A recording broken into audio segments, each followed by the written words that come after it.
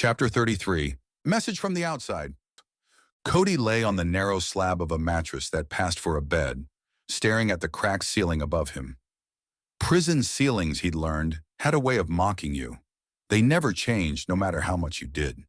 The faint twang of a country song drifted from the small, battered radio on the table beside him, mixing with the background symphony of Washita, the clink of keys, the scrape of boots, the low hum of voices echoing down the block. His fingers tapped his thigh in time with the music, out of habit more than intention. He wasn't thinking about the song on the radio. He was thinking about how long it had been since his music had reached ears beyond these walls. That thought had a weight to it, and it sat heavy on his chest. And then it happened. The voice of the radio announcer sliced through the static, clear and booming, like some cosmic joke Cody hadn't been prepared for. Tonight, folks, we've got something real special for you, a pre-release concert album that's already creating buzz. From Capitol Records, it's Echoes of Redemption by Cody Steele and the Echoes, recorded live from the Washita River Correctional Unit.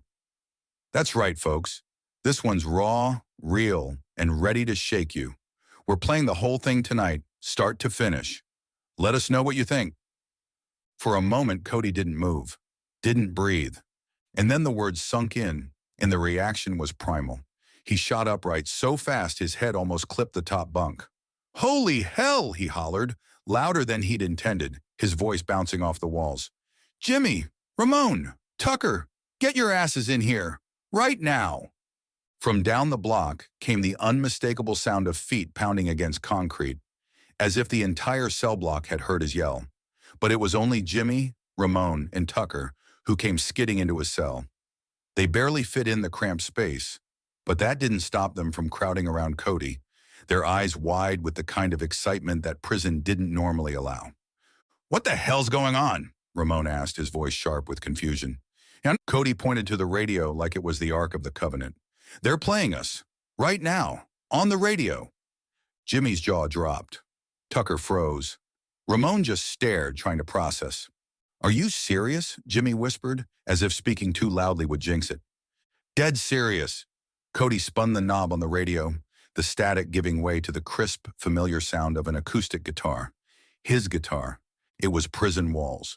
The opening chords hit like a freight train, and Cody felt the breath catch in his throat. The sound was raw and stripped down, the way it had been that night in the rec hall. The memory of it was vivid now.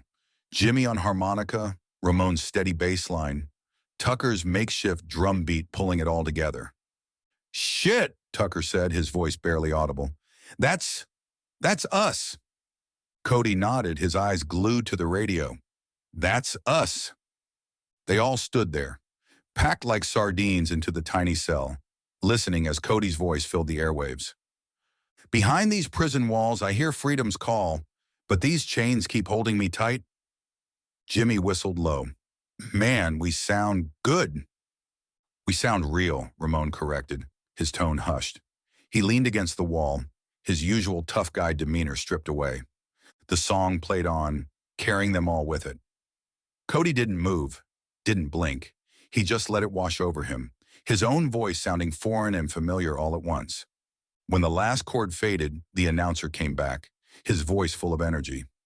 "What a start, huh? That was Prison Walls by Cody Steele and the Echoes. Folks, our phone lines are already blowing up, so keep those calls coming." Cody turned to his bandmates, his chest tight with emotion. "You hear that? Lines are blowing up. People are listening, really listening." Jimmy grinned, his harmonica dangling from his pocket. "Damn right they are. This is big, man." For the next hour, the four of them stayed crammed in Cody's cell, listening as track after track played. Every note, every lyric was like a lifeline being thrown out into the world. They didn't talk much. There wasn't much to say. The music said it all. "People out there," Ramon murmured at one point, "they're going to hear this, and maybe they'll get it, what it's like, what we're trying to say." Cody nodded, his eyes distant. "That's the dream, man. That's always been the dream." By the time the final track played and the announcer signed off, the gravity of what had just happened was settling over them. Cody leaned back against the cold concrete wall, a rare smile creeping across his face. "We did it," he said softly. We really did it. Jimmy clapped him on the shoulder. Hell yeah, we did. And this is just the start. Ramon nodded, his expression thoughtful. People are going to remember this. Cody didn't answer right away. He stared at the radio, the small device that had just connected their tiny world to the one beyond the walls. For the first time in years, he felt free. Yeah, he said finally, his voice steady. They're going to remember. And as the low hum of prison life returned, Cody let his head rest against the wall, the faint echoes of his own music still ringing in his ears. For a moment, the walls didn't feel so close. The ceiling didn't feel so mocking, and the world didn't feel so far away.